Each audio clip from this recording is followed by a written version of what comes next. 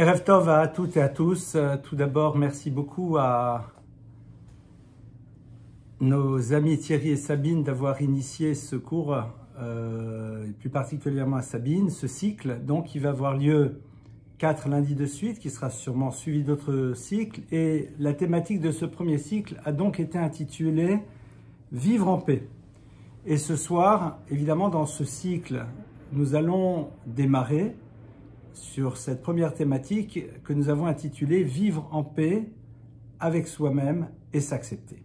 Alors, évidemment, tout d'abord, qu'est-ce qui se joue derrière le choix de cette thématique?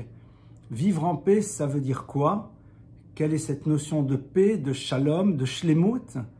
Et vous n'êtes pas sans savoir que le concept de la paix en hébreu se dit shalom, et shalom est à l'origine du mot shalem. Shalem, c'est être entier, la notion de shlemut, la notion d'harmonie. Et en effet, lorsque l'on va parler de notion de paix, eh bien pour la Torah, on parlera en premier lieu de concept d'harmonie. Dans les sociétés dans lesquelles nous sommes, de manière générale, lorsque l'on parle de paix, eh bien on voit beaucoup plus l'absence d'antagonisme. Lorsque l'on pense paix, on pense absence de conflit. Vivre en paix, c'est ne pas être en conflit. Nous allons voir que pour la Torah, évidemment, cette notion de vivre en paix n'est absolument pas cette notion. L'absence de conflit n'est pas nécessairement l'univers de la paix tel que la Torah nous le propose. Et donc, pour cela, nous allons, si vous le voulez bien, faire un petit détour par nos textes et voir au fond le point de départ de vivre en paix avec soi-même et s'accepter, c'est-à-dire comment être prêt à se confronter à sa propre réalité et faire en telle sorte que celle-ci ne soit pas un élément de mal-être, de déséquilibre à l'intérieur de notre quotidien. On va reprendre tout d'abord l'idée de base qui est, mais de qui parle-t-on? Vivre en paix avec soi-même et s'accepter, mais qui parle là? Évidemment que je parle du concept de celui qui parle, c'est un individu, c'est ce que l'on appelle un être humain. Vous savez que un des plus grands maîtres de la pensée juive, Rabbi Yehuda Halevi, dans son livre Le Kuzari, va nous expliquer qu'il y a plusieurs niveaux dans l'univers. Le point de départ, c'est ce que l'on appelle le domem, c'est-à-dire l'inanimé, que l'on pourra traduire comme étant le monde du minéral. Après, nous avons le tsomeach, cette chose qui va pousser, que l'on va définir comme étant le monde du végétal. Après, nous allons avoir le monde du chai, le monde donc du vivant, qui va être le monde de l'animal. Et puis après, nous allons arriver au medaber, c'est-à-dire à celui qui est doté de la parole. Et il existe en effet une 5e dimension et souvent, on n'a pas trop envie de l'aborder pour des raisons de politiquement correct. Et on va voir ce soir, à travers ce qu'on va essayer de partager ensemble, qu'il n'y a pas de raison de ne pas parler de cette 5e dimension qui est Yisraël, c'est-à-dire le peuple d'Israël. Alors, évidemment, il n'y a pas ici un monde de supériorité ou d'infériorité, mais il y a ici un monde de différence et de particularité. Ces 4 ou 5 univers vont exprimer différentes dimensions qui chacune a sa fonction à remplir à l'intérieur de l'univers. Le domem, c'est celui qui est et qui se contente d'être. Le minéral n'a pas vocation à se reproduire, en tout cas, pas tant que je le sache. Le minéral n'a pas vocation de se déplacer. il peut être libéré du lieu dans lequel il se trouve et par les lois de la gravité, de l'attraction, de ce que vous voulez, dévaler une pente éventuellement. Mais en tout état de cause, il se contente d'être et c'est là où il remplit sa fonction. Le tsomeach, le végétal, va en effet avoir cette capacité de se reproduire, mais ne pourra pas être dans le mouvement maîtrisé, car en effet, lorsque le végétal est en mouvement, il dépend d'un élément sur lequel il n'a aucune maîtrise, c'est-à-dire entre autres la brise, le vent, la tempête. C'est en effet ces éléments-là qui vont pouvoir le transporter, qui d'ailleurs vont permettre parfois la présence de nouveaux arbres, de nouveaux végétaux dans des lieux dans lesquels il n'était pas auparavant. Il est donc celui qui peut se reproduire, il peut se situer et se retrouver dans un mouvement, mais il n'en a d'aucune manière la maîtrise. Après, nous avons le Chai. Le Chai, c'est donc le vivant, qui lui, en effet, est dans une possibilité de reproduction et se retrouve dans un mouvement volontaire sur lequel il a la maîtrise. Il peut décider d'aller d'un lieu à l'autre, fonction de son intérêt, fonction de ce que ça va lui apporter. Et la plupart du temps, le mouvement du Chai, le mouvement donc du vivant, est conditionné par une nécessité. Nécessité qui peut être celle tout simplement de se promener, comme dirait l'autre, mais une nécessité par rapport à l'individu. C'est-à-dire, cette nécessité tourne autour de l'animal. Et puis après, nous avons le Medaber. Et c'est de lui dont on va parler évidemment ce soir. Le Medaber, celui qui est l'être parlant, qui est à la fois se reproduit, peut être dans un mouvement maîtrisé, mais qui peut avoir une parole, et cette parole exprime la notion d'idée, le principe d'une conscience, qui elle-même va être à l'origine d'un mouvement dont la finalité n'est pas nécessairement celui qui procède du mouvement.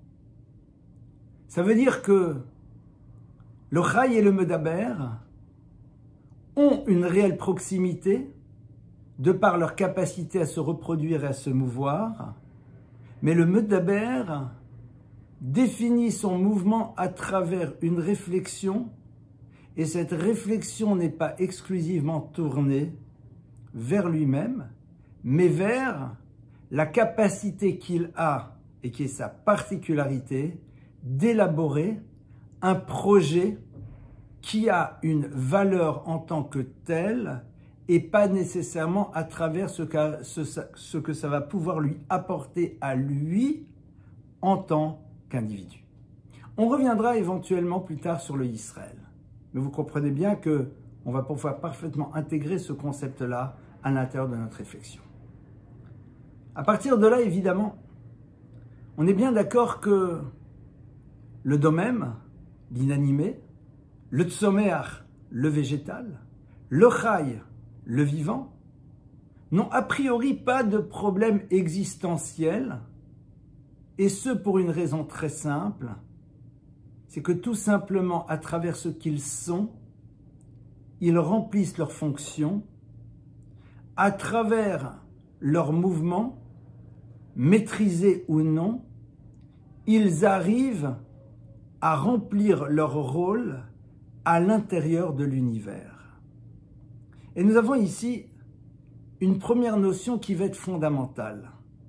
C'est que c'est seulement lorsque l'on arrive au chai, au vivant, au medaber, pardonnez-moi, au parlant, que la question de l'équilibre intérieur de l'individu se pose. Évidemment, certains vous parleront du mal-être des chats. Évidemment qu'il y a aujourd'hui peut-être des psychanalystes pour chat, chien, poisson rouge, que sais-je.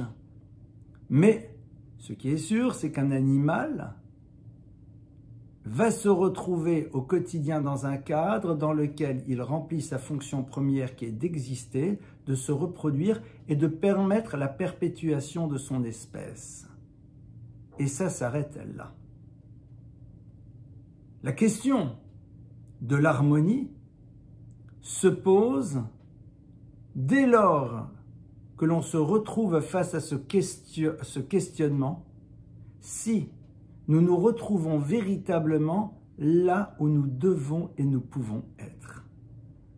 Et c'est la raison pour laquelle la notion de shalem, la notion de shalom, de paix, cette notion d'équilibre intérieur, nous ne pouvons l'interroger que par rapport à celui qui a la liberté de ne point remplir sa fonction dans l'univers. Traduit de manière différente.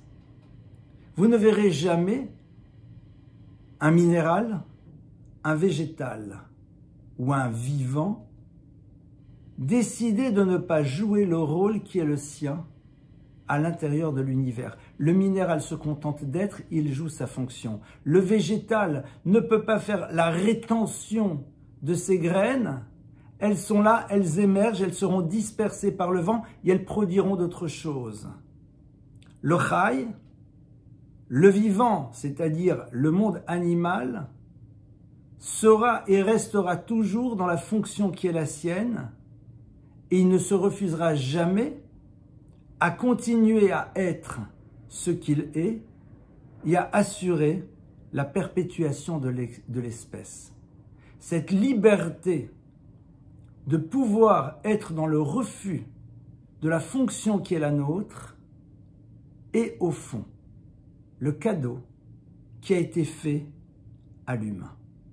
Et je dis bien le cadeau qui a été fait à l'humain, car il y a un texte très intéressant dans lequel on retrouve un dialogue entre le créateur de l'univers et les malachim et les anges.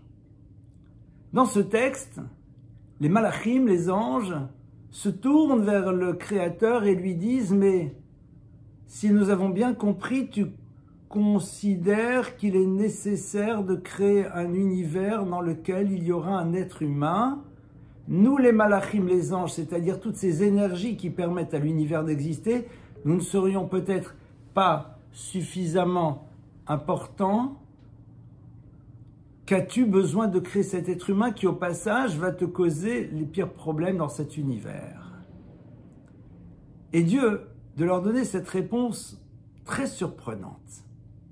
Il leur dit, mais dites-moi, serez-vous capable de faire ce qu'ils feront, c'est-à-dire de donner de la valeur à ce qu'ils sont?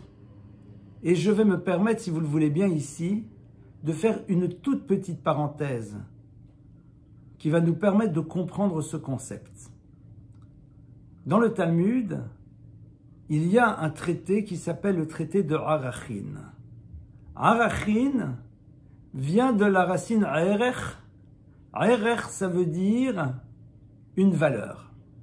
Et en effet, vous avez dans la Torah un texte dans lequel on nous dit « Lorsqu'un individu voudra donner sa valeur au temple, alors voilà comment il pourra évaluer cette valeur qui est sienne et il y a des règles. » On ne va pas rentrer là-dedans. Mais Dieu est en train de dire aux malachim, je crée un monde dans lequel il va y avoir un humain qui est capable de comprendre un concept qui s'appelle la notion de valeur et c'est ce que j'ai envie de créer. Alors pourquoi ce désir de Dieu et tout? C'est un autre sujet. Mais ce qui est intéressant de voir, c'est que la spécificité de la construction de l'humain se situe à travers sa capacité de donner une valeur aux choses. Ici, en l'occurrence, à lui-même, et on va y revenir, mais de donner une valeur. Et en effet, et vous le savez pertinemment, nous savons définir des valeurs par nous-mêmes. Il y a peut-être ici des philatélistes et qui me diront que nous pouvons donner de la valeur à un timbre, même si, somme toute, celui-ci n'est qu'un petit morceau de papier, un petit rectangle ou un petit carré, mais il suffit qu'il s'appelle le One Penny Black pour que brusquement, il ait une valeur incroyable qui ne correspond pas à une réalité objective, mais à quelque chose qui est une convention et quelque chose que l'on a défini. Le propre de l'humain, c'est justement cette capacité de donner de la valeur aux choses. Traduction, de savoir à travers l'utilisation de son intelligence mettre une valeur aux réalités auxquelles il se trouve confronté.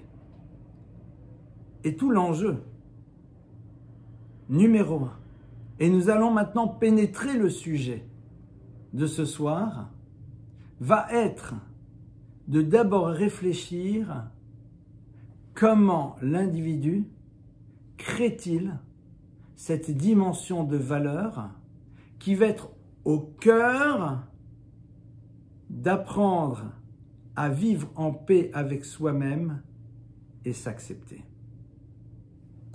Je vais vous poser une question très simple. Je vais rentrer dans un cas un peu glauque, on va dire, en tout cas pas sympathique. Vous rencontrez une personne et cette personne, vous constatez que elle dysfonctionne, mais de manière pesante, lourde. Elle frappe, elle détruit, elle fait des choses qui ne sont pas simples. Et vous voyez cette personne qui a l'air d'être bien, c'est-à-dire vous ne la sentez pas dans un état de mal-être quelconque. Et bien sûr, vous êtes surpris, mais lorsque vous allez vers cette personne et vous allez l'interviewer, vous allez faire le constat suivant. C'est que le mode de fonctionnement qu'elle a dans son quotidien ne se télescope pas avec des valeurs parce que tout simplement, elle les a définies autrement que vous.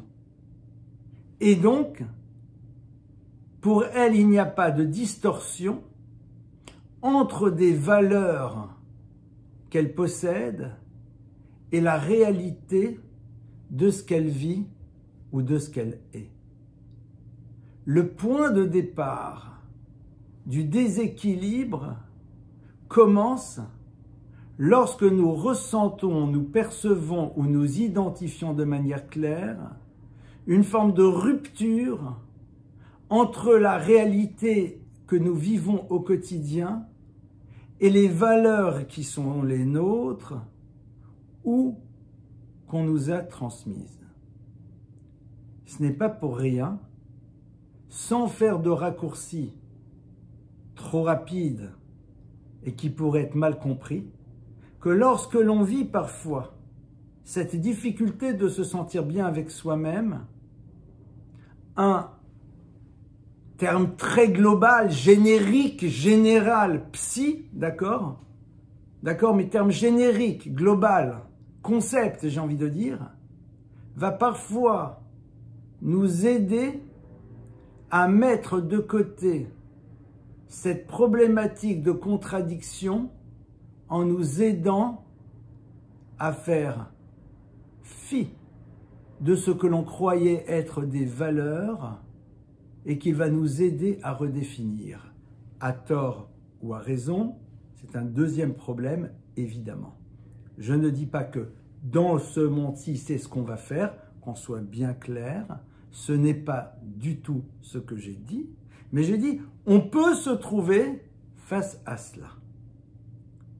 Et c'est là où, en effet, on va tout d'abord rentrer dans comment réussir à être en paix avec soi-même et à s'accepter. Prenons le verset. Le verset nous dit, lorsque l'on parle de la création de l'humain, Ki yetzer lev ha'adam ra min urav. Que le yetzer, la tendance du cœur de l'individu, ra, est mauvaise min urav depuis sa jeunesse. De manière très très curieuse, la Torah nous annonce la présence de l'humain comme étant celui qui possède ce concept du ra du mal présent à l'intérieur de lui depuis très tôt.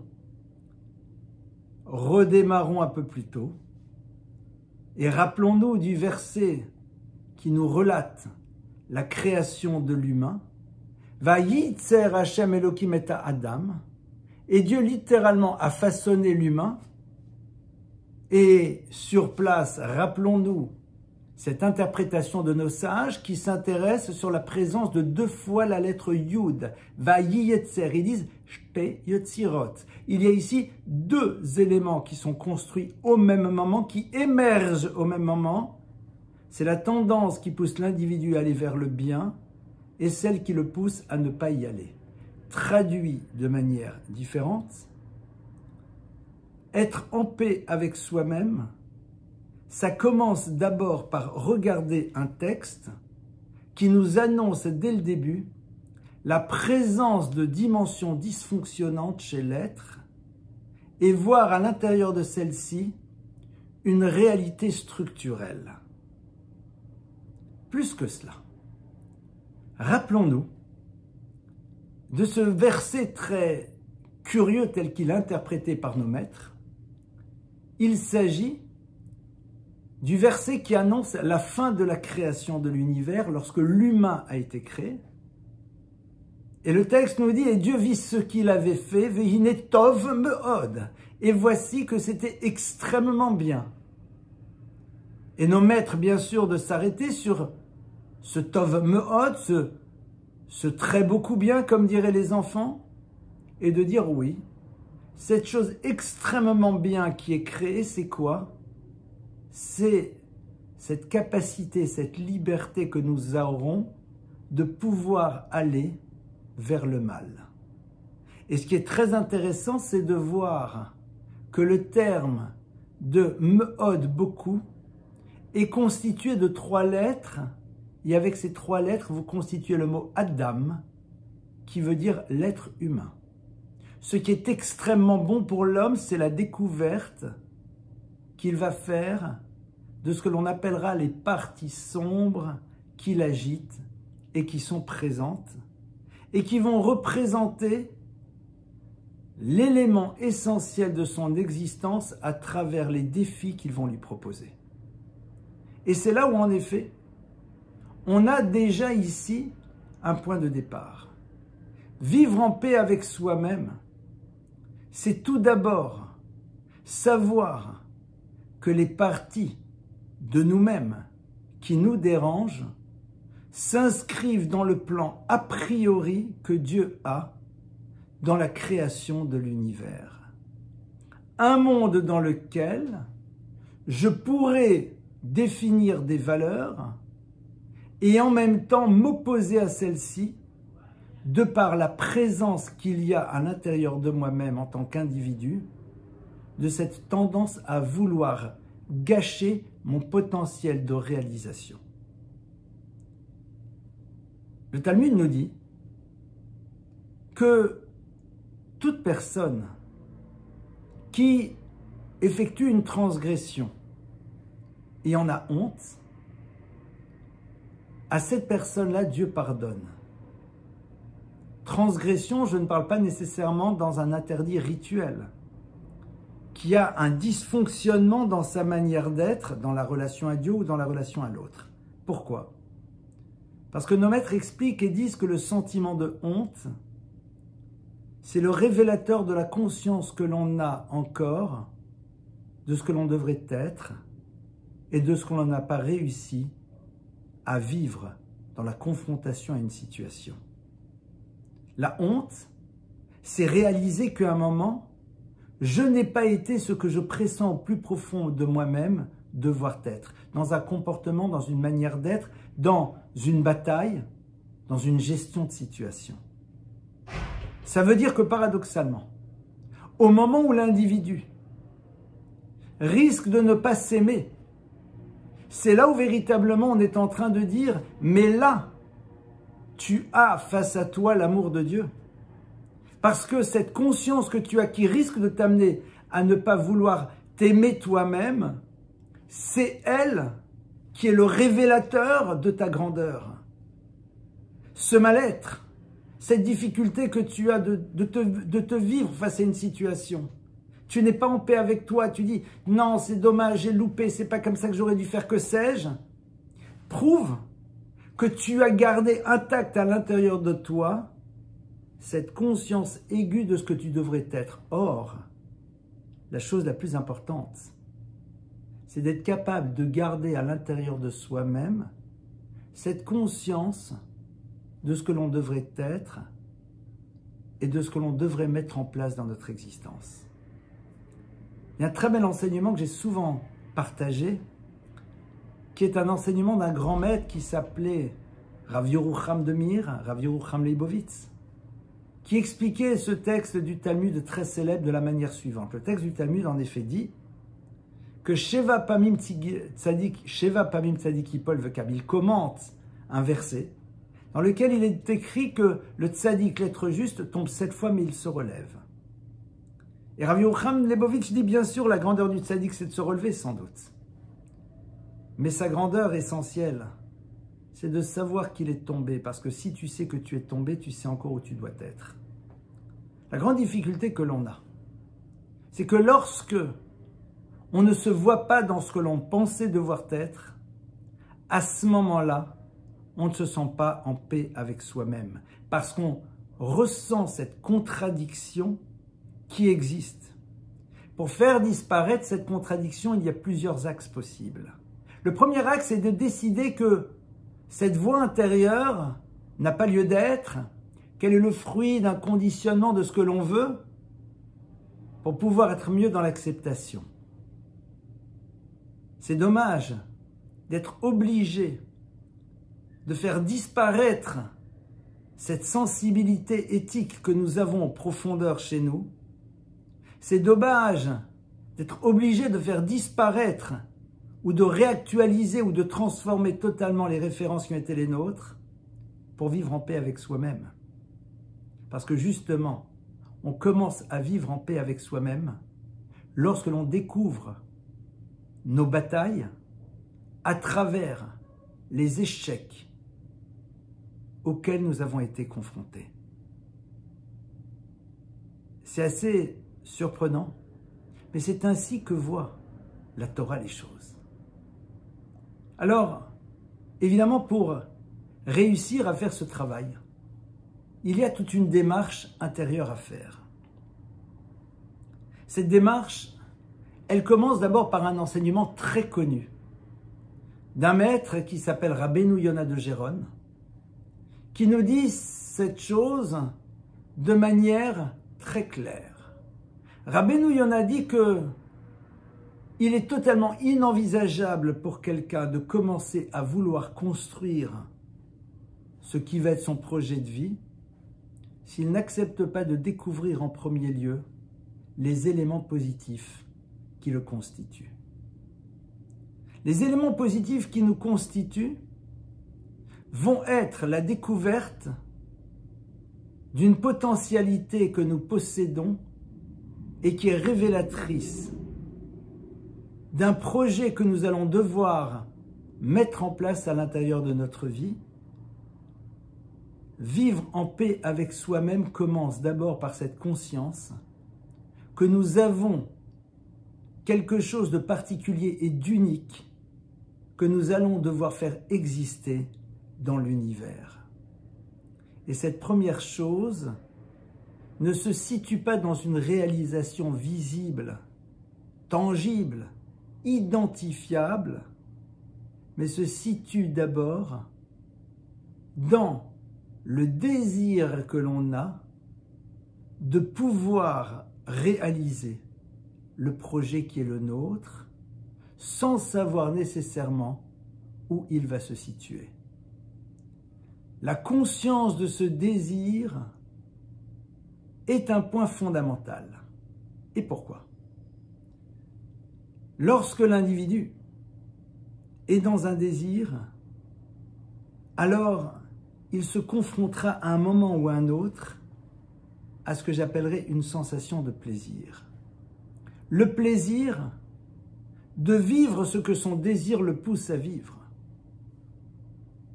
Or, le plaisir va être l'élément essentiel de l'équilibre de l'individu à l'intérieur de cet univers. Comme le dit le Mesilat Yesharim, le sentier de rectitude. Le Mesilat Yesharim, le livre par excellence de l'éthique juive, qui nous explique qu'au fond, l'individu est là pour le hit'anneg à l'Hachem, pour réussir à prendre du plaisir à travers la relation qu'il a vis-à-vis d'Hachem, vis-à-vis de Dieu, et le plaisir que l'on a dans la relation à Dieu n'est pas nécessairement, comme certains voudraient l'imaginer, une forme de saplane pour moi dans un univers éthéré et mystique, mais le sentiment que l'on a d'être à la place qui est la nôtre à l'intérieur de l'univers, et à travers cela, d'avoir ce regard du Créateur sur nous, individus qui jouons pleinement notre rôle dans l'univers. Et c'est ça, au fond, qui est le générateur du mieux-être, de cette paix que nous allons avoir avec nous-mêmes. Alors comment est-ce qu'on commence à mettre cela en place? Comment est-ce que l'on arrive à construire cette notion à l'intérieur de notre vie? Tout d'abord, et le terme est fort, et je l'assume, mais vous n'allez pas l'entendre de manière péjorative, en décidant de créer une rupture dans notre tête avec les valeurs que les sociétés qui sont autour de nous ont inventées. Traduction. Nous avons vu que l'individu est capable de créer lui-même et de donner de la valeur aux choses. Et l'être juif, connaissant la problématique liée à la subjectivité des valeurs que l'on construit par soi-même, va s'intéresser à voir les valeurs absolues et radicalement absolues que la Torah lui propose. C'est-à-dire de s'inscrire dans un monde dans lequel c'est la notion du émet, de vérité qui l'intéresse, et de voir dans ce que la Torah lui donne comme élément une définition objective des choses. Mettre de côté un monde et un univers dans lequel, eh bien, la plupart du temps, nous allons définir la valeur des choses à travers ce qu'elles produisent de manière quantitative. Mettre de côté un monde dans lequel nous nous habituons à considérer que c'est le regard que porte la société qui va définir la valeur et l'importance d'une chose. Un monde dans lequel, excusez-moi de prendre ces termes un peu éculés, de l'audimat, le monde du like, le monde de l'applaudissement, le monde de la visibilité, le monde de la réalisation